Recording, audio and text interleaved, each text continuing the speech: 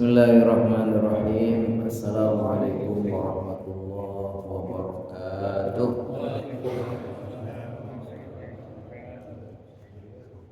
Bismillah, alhamdulillah, wassalatu wassalamu ala rasulillah Sayyidina Muhammad ibn Abdillah wa ala alihi wa sahbihi wa man tabi'ahu wa wala.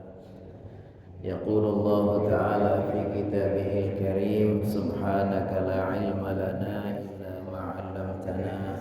innaka antal alimul hakim. Rabbi shrah li sadri wa yassir li amri wahlul 'uqdatam min lisani yafqahu qawli. Allahumma inna nas'aluka 'ilman nafi'a wa rizqan thayyiban wa 'amalan mutaqabbalan. Allahumma 'allimna ma yanfa'una wanfa'na bima 'allamtana. Allahumma inna nas'aluka fahman nabiyyin wa hudul mursalin wa ilhamal malaikatil muqarrabin bi rahmatika ya arhamar rahimin. Hadirin dan hadirat jamaah salat maghrib nyambung salat isya, ya, di tengah-tengahnya ta'lim dulu di Masjid Al-Ikhlas yang senantiasa dimuliakan Allah Subhanahu wa taala.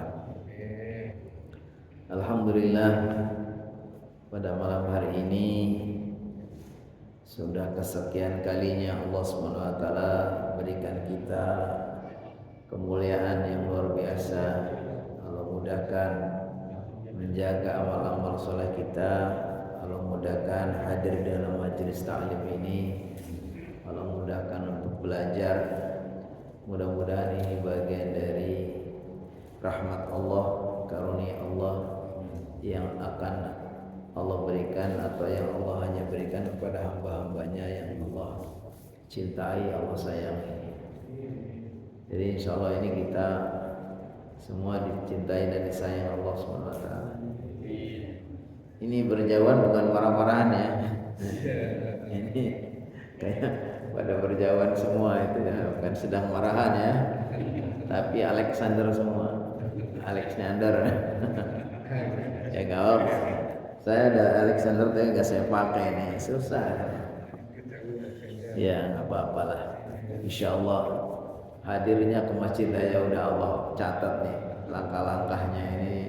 Langkah kaki kanan menghapuskan dosa-dosa, langkah kaki kiri, ya kan, mengangkat derajat gitu terus ya, insya Allah. Salat maghrib berjamaah, Allah kasih pahala yang banyak. Habis itu kita tunggu isya sambil belajar. Jadi masalah kebaikan dan kebaikan senantiasa Allah berikan kepada kita. Mudah-mudahan Allah senantiasa berkenan ya menerima setiap ibadah kita. Alhamdulillah, pada malam hari ini kita akan lanjutkan kajian kita. Saya selalu mencari kira-kira apa tema-tema yang bisa menambah ilmu, menambah iman, dan juga mengingatkan kita khususnya tentang ya berbagai macam amal-amal kita ini supaya lebih berkualitas ya, karena dengan ilmu, dan yang tidak kalah penting supaya ibadah-ibadah kita itu diterima oleh Allah Subhanahu wa taala.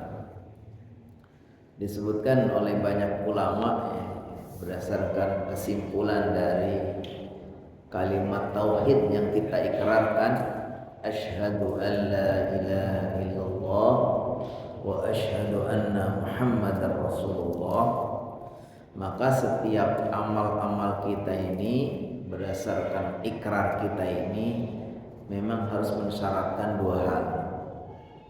Asyhadu an la ilaha illallah itu ikrar kita bahwa kita meyakini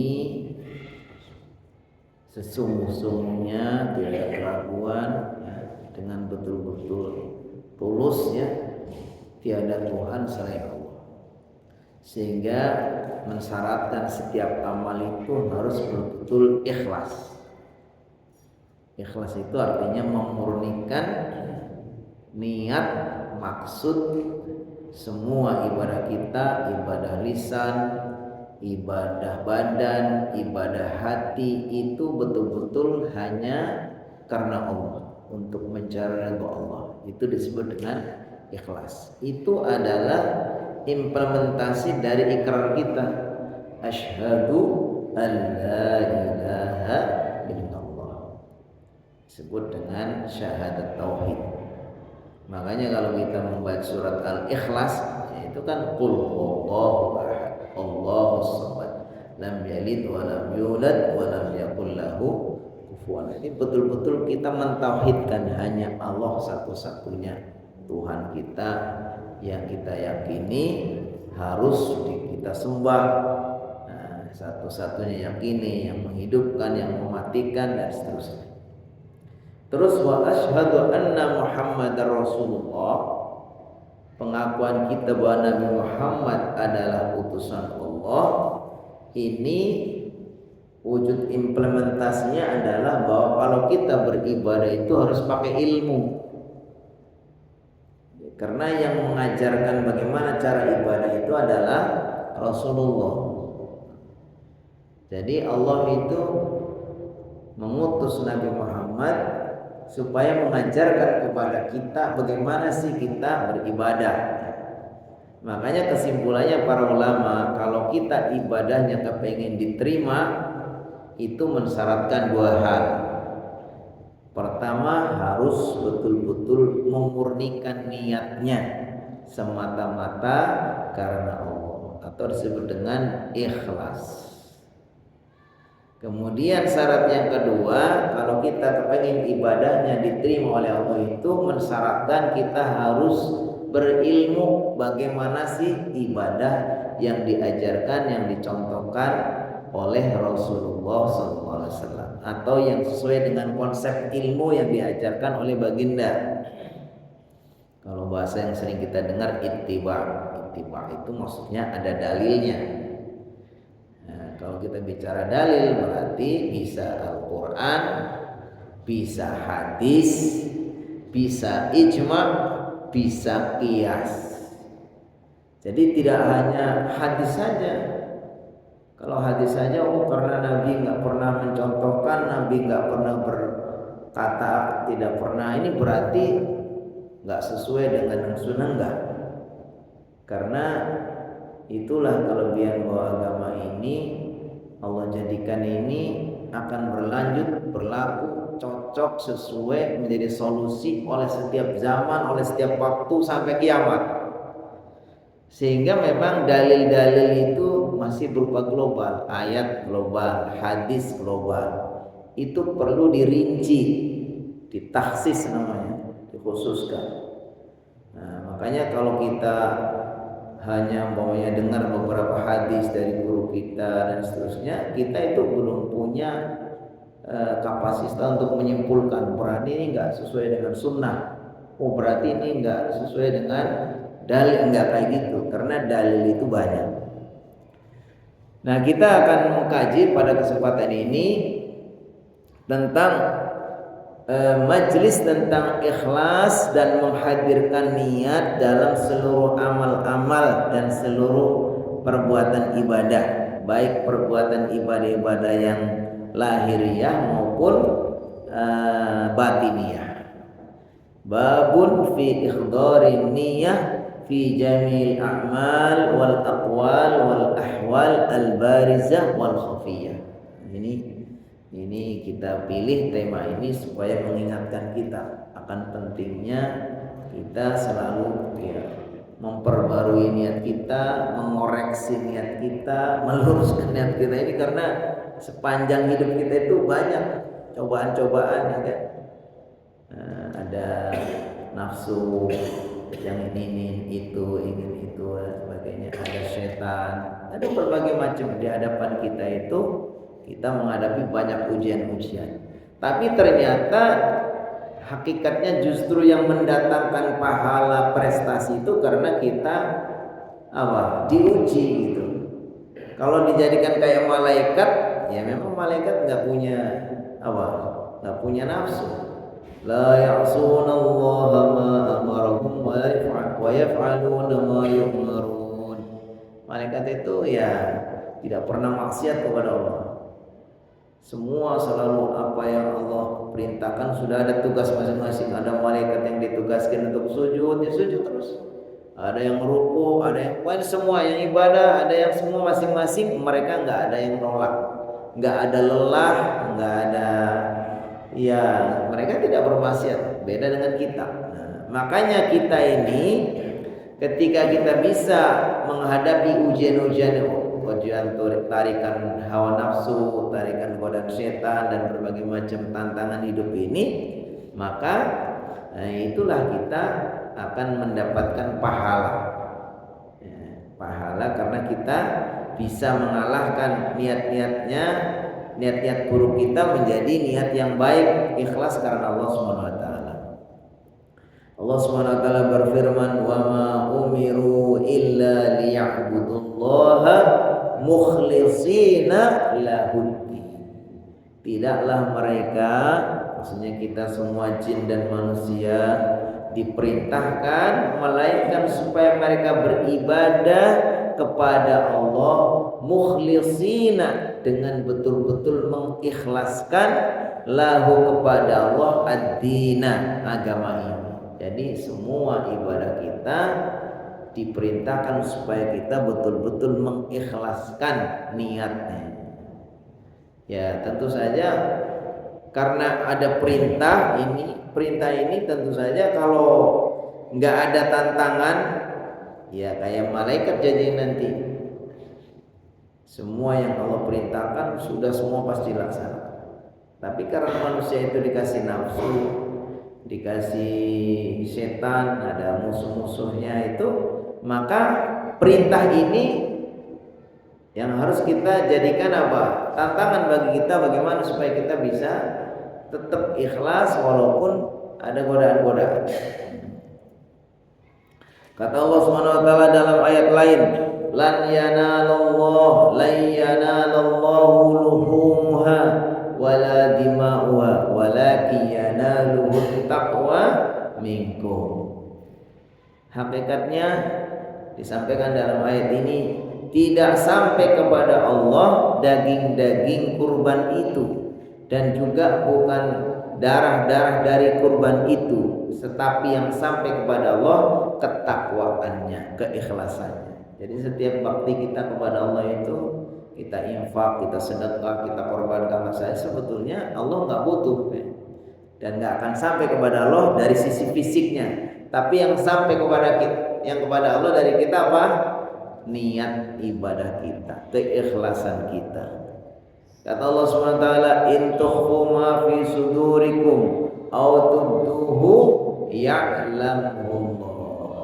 Katakanlah wahai Nabi Muhammad, seandainya kalian itu menyembunyikan apa-apa yang ada dalam hati kalian, atau kalian perlihatkan apa yang ada dalam diri kalian, ya'lamullah, Allah Maha mengetahui. Ini artinya kita diingatkan hakikat dari sesuatu itu memang lebih kepada batin. Makanya para ulama sampai mengatakan niat itu ibadah yang mengambil separuh dari porsi.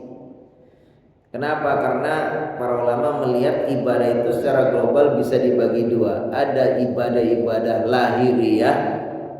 Ibadah lahiriah berarti ibadah-ibadah yang kita bisa lihat, ya kan? Kita bisa dengar, kita bisa rasa. Ini namanya ibadah-ibadah lahiriah. Ada ibadah-ibadah yang batiniyah, yang sifatnya tidak kelihatan, beriman, ikhlas, ridho, qanaah, cinta kepada Allah, berharap kepada Allah, tawakal kepada Allah, itu kan pekerjaan hati. Jadi ketika ibadah ini dilihat dari sisi lahiriah dan batiniyah, maka niat itu dianggap mengambil separuh dari porsi seluruh ibadah. Nah, ya jelas penting sekali. Bahkan ibadah-ibadah lahiriah itu bisa tidak bermakna sama sekali kalau tidak diiringi dengan ibadah batiniah, yaitu niat yang ikhlas. Ya, jadi penting sekali. Jadi kalau maunya kita melakukan ibadah apa saja, sebetulnya di sisi Allah itu tidak ada nilainya. Kenapa? Karena kita niatnya tidak benar. Makanya kata Allah Subhanahu wa taala, kata Rasulullah dalam hadis apa? Inna Allah la yanzuru ila ajsamikum wala ila suwarikum walakin yanzuru ila qulubikum wa a'malikum. Sesungguhnya Allah itu tidak menilai kalian dari sisi rupa dan penampilan, ya kan? Rupa dan penampilan itu bukan penentu. Walakin yanzuru ila qulubikum wa a'malikum. Tapi yang Allah tentukan penilaiannya itu dilihat dari apa? Dari sisi hatinya dan amalnya. Jadi kalau kita mengukur seseorang itu bukan dari fisik, tapi yang diukur adalah ruhnya, maknawiyahnya.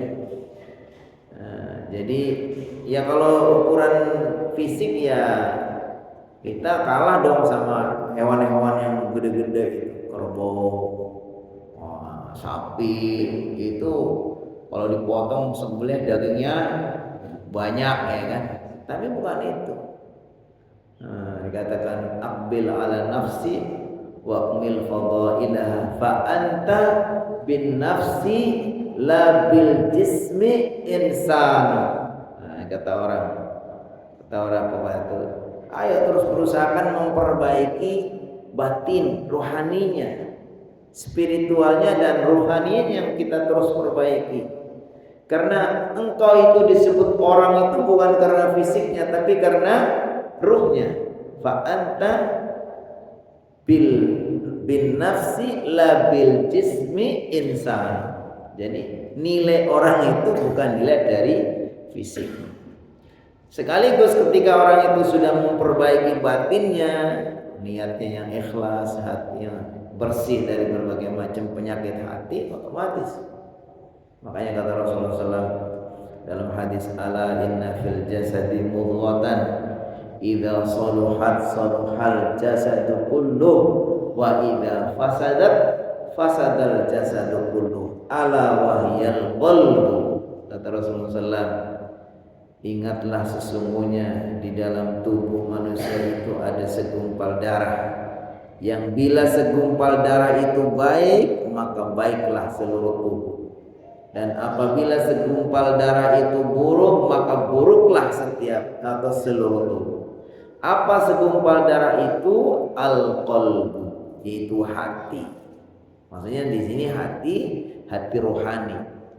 Jadi ada dalam diri kita hati itu yang menentukan. Makanya niat yang ikhlas itu adalah pekerjaan hati.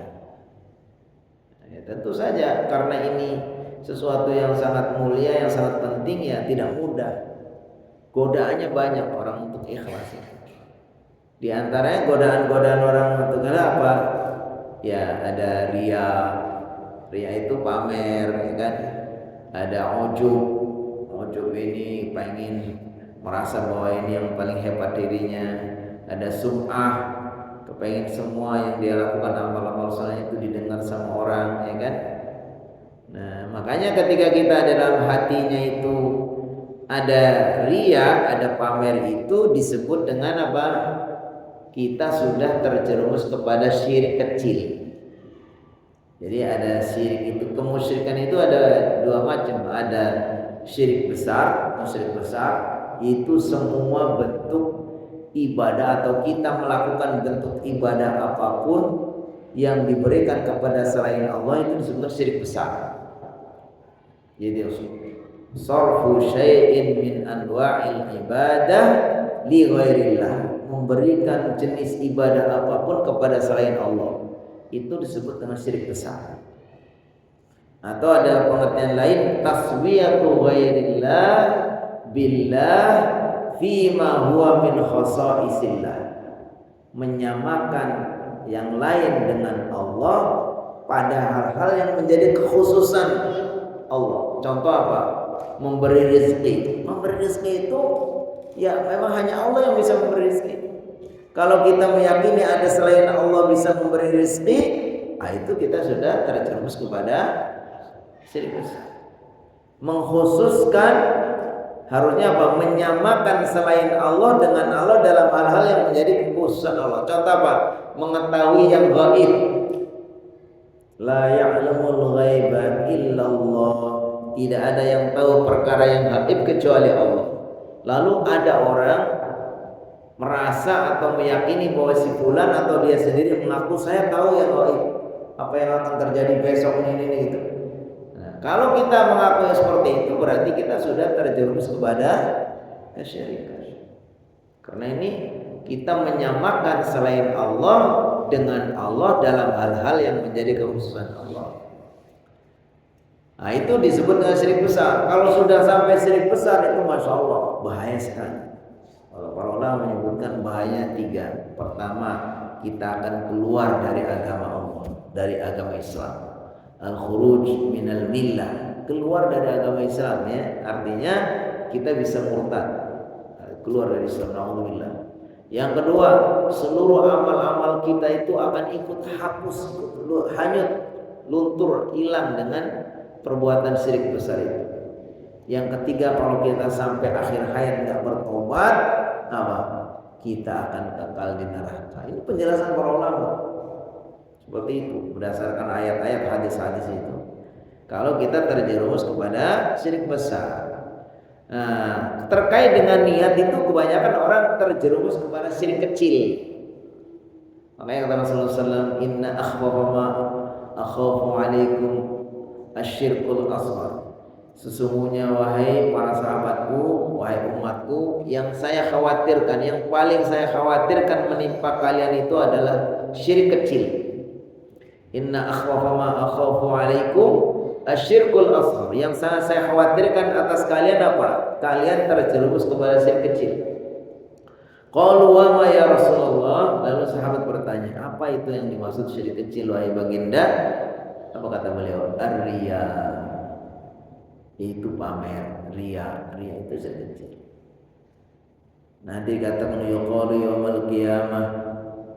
Nanti di hari kiamat orang-orang yang pamer itu ketika semua sedang menunggu pembagian balasan pahala ya. Semua amal kita ini akan dapat pahala dari Allah, akan dibalas sama Allah. Ketika nanti pas pembagian balasan amal-amal kita itu, orang-orang yang riya itu dipanggil sama Allah. Panggil sama Allah.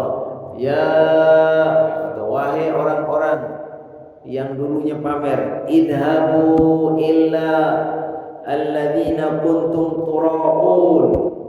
Kalian pergilah sana, minta balasan kepada orang-orang yang dulu kalian ingin pamer kepada mereka. Begitu. Jadi orang-orang yang pamer nanti ketika dibalas, yang lain-lain sedang menerima balasan pahala dari Allah, mereka diusir sama Allah. Kamu pergi dulu kepada orang-orang yang dulu kamu waktu di dunia kan beramal pengen dipamerkan sama dia. Sekarang minta balasan ke dia. Begitu. Nah, jadi masya Allah ya. Kita begitu pentingnya kita bagaimana menjaga hati supaya jangan sampai tadi tidak ikhlas. Di antaranya penyakit ikhlas itu adalah riya. Riya itu dikategorikan syirik kecil. Kalau syirik kecil itu memang ya tidak sebahaya syirik besar, tapi itu juga sudah termasuk berbahaya sekali kan. Apa di antaranya bahayanya? Menghapuskan pahala yang disertai dengan syirik kecil. Ya, artinya Allah tidak mau menerima ibadah-ibadah yang disertai dengan riya. Apa contohnya? Yang tidak diterima ibadahnya kalau orang itu betul-betul dia beribadah semata-mata kepengen pamer kepada orang lain. Artinya kalau nggak ada niatan pamer dia nggak ibadah. Itu umpamanya kan. Biasanya nggak pernah sholat, giliran di rumah umpamanya ada kepengen diperlihat bahwa dia itu sholat, kemudian akhirnya apa? Dia itu melakukan ibadah itu semata-mata karena kepengen pamer kepada orang lain. Yang seperti itu berarti apa? Tidak diterima. Menurut para ulama penjelasannya seperti itu. Terus bagaimana kalau awalnya ikhlas, niatnya awalnya nggak ada niat pamer, tiba-tiba di tengah perjalanan ibadah ini ada godaan. Bagaimana kalau seperti itu? Ada yang mengatakan ibadahnya yang tadinya yang ikhlas, yang belum ada niat pamer diterima. Tapi yang dia sudah pamer ya itu tidak diterima. Kecuali kalau dia begitu dia ada godaan, ya ada bisikan pengen pamer, kemudian dia segera sadar, dia kemudian tepis, ya itu insya Allah diterima. Nah, terus bagaimana kalau orang yang nggak ada niat pamer sama sekali, betul-betul ikhlas awalnya, tapi begitu sudah selesai kok ada keinginan untuk memamerkan ibadahnya. Tadinya waktu sholat, waktu taklim, waktu apa nggak ada niat pamer. Begitu udah selesai, dia pamerkan, dia ada fotonya ternyata di share di mana, itu akan mengurangi pahala. Karena insya Allah Allah maha pemaaf ya. Tapi intinya memang ini bagian dari ujian untuk kita semua. Justru kalau kita ini nggak ada keinginan untuk diakui orang, mengharapkan pengakuan, pujian, nah justru itu ya mungkin nggak ada tantangan lagi berarti kan. Ya, justru ini kita tantangannya di situ, ketika kita tergoda kepengen dapat pujian, pengakuan dari orang lain, apresiasi dari orang lain, itu kita ini bahaya, ini ternyata bisikan setan. Kita langsung katakan apa? Allahumma ja'al hadza khalisan liwajhillah, ya Allah, mohon maaf ini ya kan, saya jadikan ini semata-mata untuk mencari ridha Allah. Selalu dilawan begitu, karena kalau enggak nanti ya kita akan selalu datang. Nah, tapi kalau kita sampai memperturutkan ya jangan. Makanya doanya kita apa? Rabbana la tu'akhidna in nasina aw akhtana. Rabbana wa la tahmil alaina isran kama hamaltahu 'alal ladzina min qablina. Rabbana wa la tuhammilna ma la taqata lana. Ya sudahlah. Kita emang manusia begitu ya kan. Mudah-mudahan Allah mengampuni ya kan. Tapi intinya bahwa kita ini punya potensi semua untuk tergoda ya kan.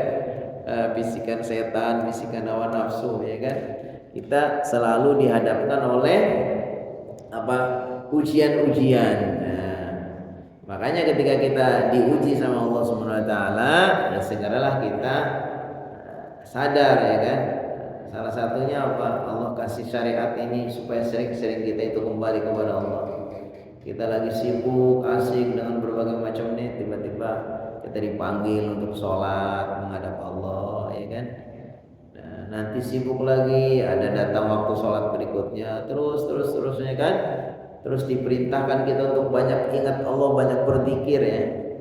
Ada seorang sahabat datang pada Nabi, ya Rasulullah, inna syara'i'al Islam qad kathurat alayya.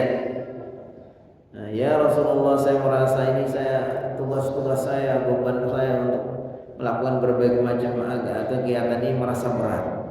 Tolong ya Rasulullah,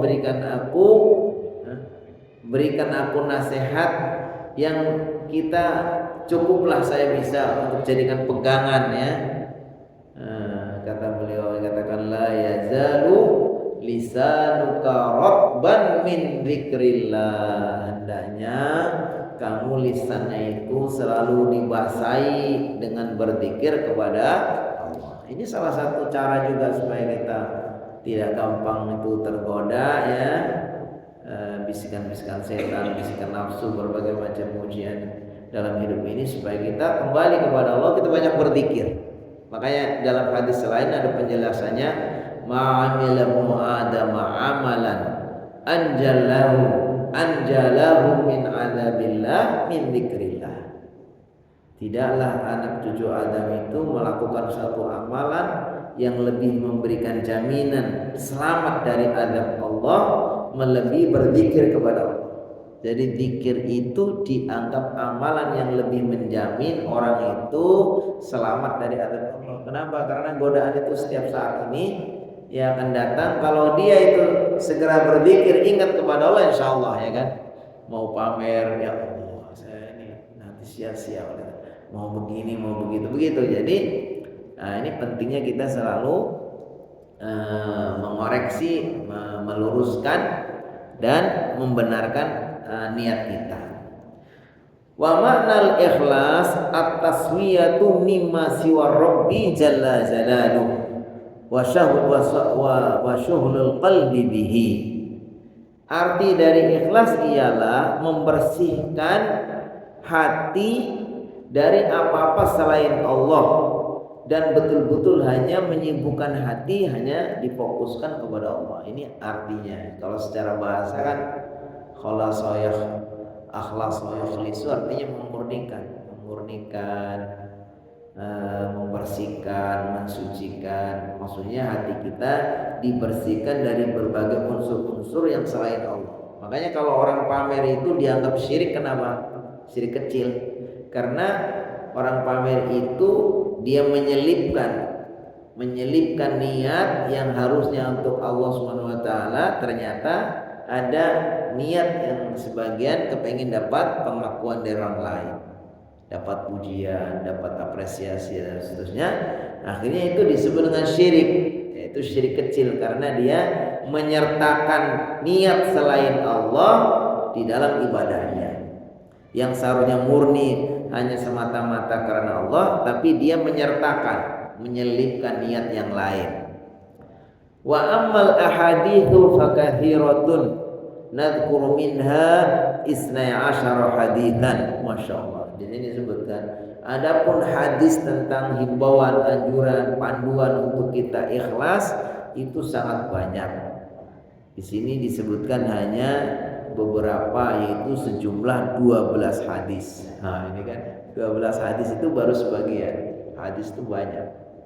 Makanya kalau kita mempelajari ilmu agama ini ya, kita hanya mengenali, mengetahui, memahami, menghafal sekian hadis itu belum cukup untuk disimpulkan. Dan ini yang banyakkan orang itu, yang mohon maaf, secara etika, secara adab itu terlalu sombong gitu ya. Kalau ada orang, nah sekarang nggak perlu kita pakai madhab, nggak usah ngikuti Imam Hanafi, nggak usah ngikuti Imam Malik, nggak usah ngikuti Imam Syafi'i, nggak usah ngikuti Imam Ahmad ya. Tapi cukuplah dia ya membaca hadis atau berguru kepada seseorang, dia mengenali ayat, mengenai hadis, kemudian dia merasa sudah cukup. Bukan, nggak bisa. Karena mereka orang-orang Imam Madzhab ini memang orang-orang yang sudah Allah pilih, ya kan? Allah kasih kelebihan luar biasa, dia bisa. Seperti para Imam Malik masih kecil-kecil udah pada hafal Al-Quran. Imam Syafi'i 7 tahun sudah hafal Al-Quran. Umur 11 tahun sudah bisa menghafal kitab Muwatta, kitabnya gurunya Imam Malik itu yang disebut 4 jilid. Sekian banyak hadis. Ini memang Allah kasih kelebihan. Itu memang Allah tunjuk mereka, Allah pilih sebagai orang-orang pilihan untuk menjadi jalan kita bagaimana beragama.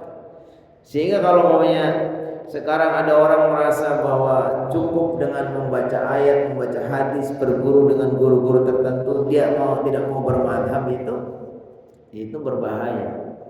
Yang disebut apa? Al-madhabiyah, kelompok orang yang tidak mau bermadhab. Padahal imam madhab ini juga nggak sengaja membuat madhab. Mereka hanya mengajarkan loh sesuai dengan kapasitas ilmu mereka. Dia paham ayat, paham hadis, paham ilmu-ilmu yang lain, ilmu pendukungnya, ilmu bahasa, ilmu balaghah, ilmu mantik, ilmu nahwu shorof, ilmu berbagai nasab mansukh, ya kan, ilmu mustalahul hadis. Mereka paham semua itu, baru kemudian mereka mengajarkan kepada kita, oh ini hukumnya begini, oh ini begini. Itu berarti itu mereka itu betul-betul sudah mempunyai kapasitas. Sehingga kalau maunya kita dengan ilmu yang sangat terbatas, hanya beberapa ayat, beberapa hadis, berguru kepada orang-orang tertentu hanya berapa itu, kemudian kita nggak mau bermadhab, menurut saya itu secara etikanya menurut kita tidak pas. Ini bisa berbahaya. Nah, ini disebutkan ada dipilihkan oleh al-musannif ini ada 12 hadis dari sekian banyak hadis. Saya akan bacakan hadisnya, umpamanya ya, yang paling terkenal. Umpamanya Rasulullah SAW bersabda, yahzu jaisul ka'bati fa idza kanu bi baida'a minal ardi yukhsafu bi awwalihim summa yub'atsuna ala niyyatihim. Hadis ini menceritakan bahwa suatu ketika berperanglah sekelompok atau pasukan membela atau pasukan di dekat Ka'bah. Fa idza kanu bi baida'al ardi, lalu ketika mereka sudah ada di atas, maksudnya sudah ada di medan perang, yukhsafu bi awwalihim, lalu mereka semua dibinasakan yang awalnya, summa yab'atsuna ala niyatihim, kemudian mereka semua nanti dibangkitkan berdasarkan niat mereka masing-masing. Ini menggambarkan bahwa dalam satu peristiwa ini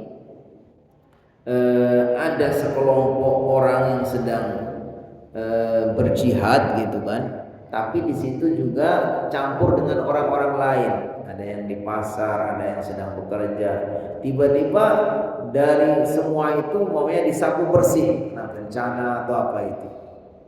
Bagaimana nanti itu pengadilannya atau hasilnya itu akan dibangkitkan sesuai dengan niat masing-masing. Sama dengan mau contoh sekarang nih, ada orang kena bencana baik di Aceh atau di Sumatera itu.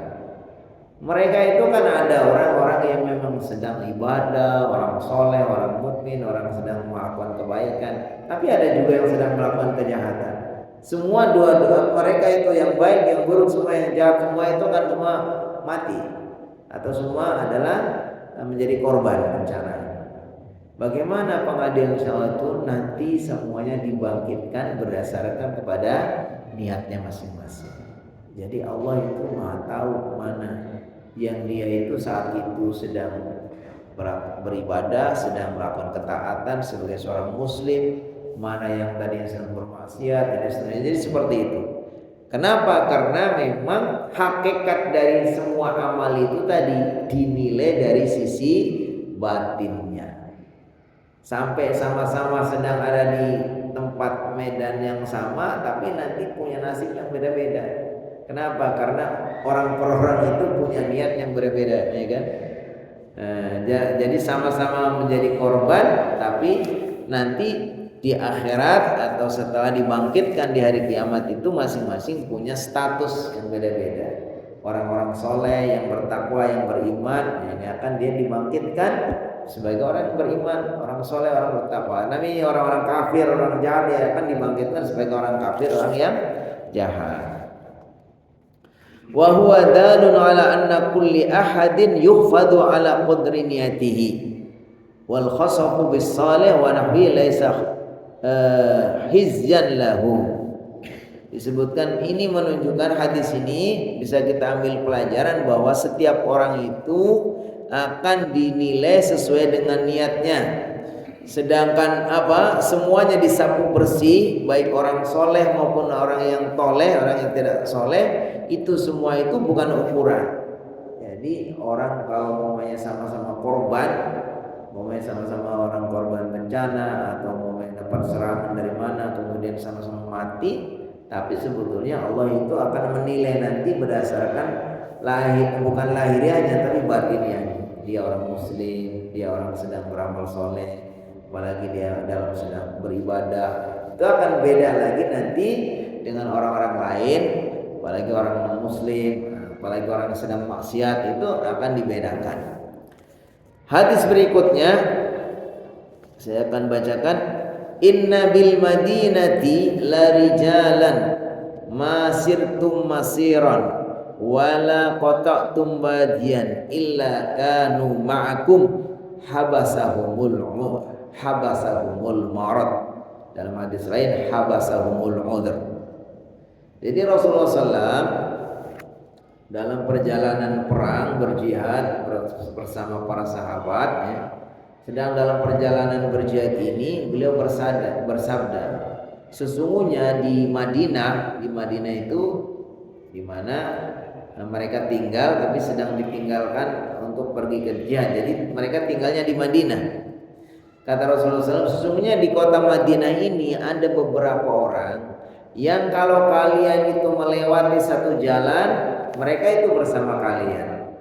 Ketika kalian itu memotong jalan, maksudnya memotong lembah, melewati satu lembah, sesungguhnya mereka bersama kalian. Kenapa? Habasahumul marad, karena mereka itu tidak bisa ikut karena ada udzur, yaitu sakit. Jadi ada beberapa orang di Madinah ini yang kepengen ikut berperang dengan Nabi Muhammad SAW bersamai para sahabat semua itu. Tapi gara-gara mereka itu nggak bisa karena ada udzur, ada yang sakit, ada udzur berhalangan sehingga mereka itu tidak bisa. Nah, Allah kasih penilaian. Mereka itu ternyata secara maknawiyah itu sama dengan yang berangkat. Tidaklah yang berangkat itu melewati satu perjalanan kecuali sebetulnya seolah-olah mereka itu bersama. Tidaklah memotong lembah, maksudnya melewati satu lembah, kecuali mereka yang di Madinah itu seolah-olah sama. Sama dari sisi apa? Sisi pahala dan niatnya. Kenapa? Karena mereka itu punya niat yang baik. Sebetulnya ingin ikut berperang, ingin membersamai Nabi Muhammad berjihad, tapi gara-gara ada udzur, maka apa? Maka mereka tidak berangkat. Tapi walaupun nggak berangkat, dinilai oleh Allah sebagai orang yang berangkat, dapat keutamaannya sama dengan yang lain, ya kan? Kenapa? Karena mereka terhalang oleh udzur. Inilah kehebatan kalau kita sudah niatnya sudah baik, ya, niatnya sudah ikhlas, ya kan? Walaupun kita tidak bisa melaksanakan, ya kita sudah dapat pahala. Contoh umpamanya orang yang biasa rutin sholat 5 waktu di masjid, rutin berjamaah, rutin melakukan sholat rawatib, ya kan? Lalu ada suatu hal kemudian dia nggak bisa. Bagaimana? Allah kasih kemuliaan sama dengan dia itu hadir. Makanya kata Rasulullah SAW, "Idza maridal 'abdu aw safar kutiba lahu ma kana ya'malu sahihan muqiman." Ketika seseorang itu sakit atau dia safar, maka dicatat baginya sama dengan kalau dia sehat dan sama dengan kalau dia tidak safar. Kenapa? Karena dia sudah dalam hatinya itu sudah membiasakan ikhlas niat untuk bisa hadir, tapi gara-gara sakit, gara-gara safar kemudian dia nggak bisa melakukan itu. Tapi dicatat sama Allah SWT. Makanya kalau orang sedang safar itu nggak usah sholat sunnah rawatib, qobliyah ba'diyah. Kenapa ya? Karena yaitu keringanan dari Allah. Jangankan yang sunnahnya, yang wajibnya saja dikasih korting sama Allah. Yang harusnya 4 boleh dilakukan 2, ya kan? Zuhur, datang waktu zuhur, berhenti, salat zuhur 2 saja, ya kan? Lanjut lagi, datang waktu asar, ya kan? Nanti berhenti lagi, sholat asar 2 saja, nggak usah qobliyah, nggak usah ba'diyah, nggak apa-apa. Karena apa? Allah sudah catat itu, karena kalau di rumah itu selalu qobliyah ba'diyah, tapi ketika safar ya udah, Allah kasih pahalanya tapi nggak usah melakukan. Bahkan boleh juga kalau kesulitan juga ya udah sekalian dijamak lagi kan, zuhur sama asar dilakukan pada waktu zuhur jamak takdim, atau nanti deh kayaknya zuhur ini belum nemu tempat yang enak, ntar aja deh, ya, agak kesulitan belum nemu tempat waktu zuhur, ya udah kita tunda ke asarnya, namanya jamak takhir. Udah boleh dijamak, udah boleh dikosor. Dan itu yang dilakukan oleh Nabi Muhammad dalam perjalanan itu. Kalau dalam safar Nabi Muhammad itu biasanya apa? Selalu kosor. Disebutkan oleh banyak hadis itu Nabi Muhammad kalau dalam safar itu selalu kosor, ya kan? Nah, dan beliau biasanya nggak sholat qobliyah ba'diyah, yang beliau sering kalau dalam safar itu tetap yang mulainya ada, yang mulai dan witir itu ya. Tapi kalau qobliyah ba'diyah biasanya beliau tidak. Ada juga yang disebutkan qobliyah ba'diyah di kendaraan sambil naik kendaraan. Jadi boleh sholat sunnah sambil di dalam atau sambil naik kendaraan. Satu hadis lagi, ya kan?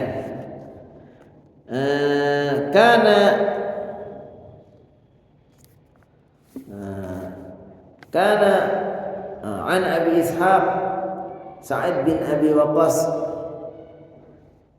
ahad al-ashra al-mashhud lahum bil jannah fi qasati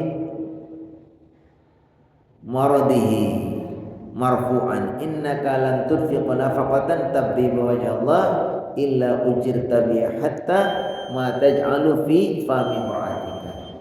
Ada satu hadis yang diriwayatkan oleh Abi Ishaq Sa'ad bin Abi Waqqas. Ini salah satu orang yang mendapatkan kabar gembira, al-mubasysyaruna bil jannah, orang yang dikabarkan gembira akan mendapatkan surga.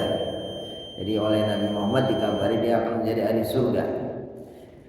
Kata beliau, Rasulullah SAW bersabda, innaka law tunfiq wa nafaq, sesungguhnya engkau lang tunfiq wa nafaqatan, tidak memberi nafkah satu nafkah pun yang kamu niatkan karena untuk mencari ridha Allah, kecuali engkau akan mendapatkan pahalanya sampai yang engkau berikan kepada mulut istrimu. Yang kau berikan, maksudnya ya semua yang kita lakukan itu akan bernilai ibadah ketika kita niatkan dengan ikhlas. Wa wadalun ala qalbil adah ibadatan bin niyah. Ini menunjukkan bahwa dengan niat yang ikhlas bisa merubah kebiasaan-kebiasaan ini menjadi ibadah.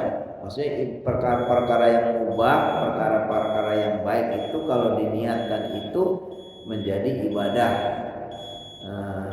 Apalagi kalau sesuatu yang wajib, memberi nafkah kepada istri, kepada anak cucu, kepada ya apa yang menjadi kewajiban kita kepada keluarga kita ya, itu akan menjadi besar pahalanya karena diniatkan yang ikhlas. Tapi kalau umpamanya nggak ada niat, ya kurang niatnya umpamanya menjadi kewajiban biasa itu, di sini kan penjelasnya gini, ala qalbil adah ibadatan binniyah. Jadi sesuatu yang sehari-hari yang ada itu, kebiasaan-kebiasaan itu, ketika diniatkan itu menjadi nilainya berkualitas yang lebih tinggi. Kalau sesuatu yang mubah itu menjadi berpahala. Contoh namanya istirahat atau olahraga atau jalan-jalan atau rihlah lah. Itu kan sesuatu yang mudah. Tapi ketika kita niatkan untuk beribadah, maka niatnya diniatkan untuk beribadah itu menjadi lebih tinggi kualitasnya ya, yang tadinya nggak mendatangkan pahala menjadi dapat pahala. Tapi kalau sesuatu yang memang sudah kewajiban, maka menjadi lebih tinggi lagi, menjadi lebih mulia lagi, pahalanya lebih besar lagi. Wallahu alam. Ini banyak hadisnya ya, ada sampai 12, kemudian ditambah dengan kisah-kisah, tapi insyaallah kita cukupkan sampai di sini karena sudah bisa kita tangkap semua maksudnya. Pentingnya kita untuk menjaga hati selalu ikhlas, dan kita baca ini supaya menjadi peringatan untuk kita semua, khususnya untuk saya sendiri, supaya saya menjaga hatinya, supaya selalu kita betul-betul niatkan ibadah kita karena Allah. Kalau ada bisikan-bisikan supaya kita segera tepis, jangan diperturutkan ya, karena ini bagian dari ujian kita untuk meraih keikhlasan kepada Allah Subhanahu wa taala. Mari kita cukupkan pengajian kita dengan sama-sama membaca alhamdulillah dan doa kafaratul majlis. Alhamdulillahirabbil alamin. Subhanallahumma wa bihamdika asyhadu an la ilaha illa anta astaghfiruka wa atubu ilaik. Mudah-mudahan ada kesempatan untuk waktu berikutnya kita akan lanjutkan kepada bab berikutnya. Wabillahi taufiq wal hidayah. Wassalamualaikum warahmatullahi wabarakatuh.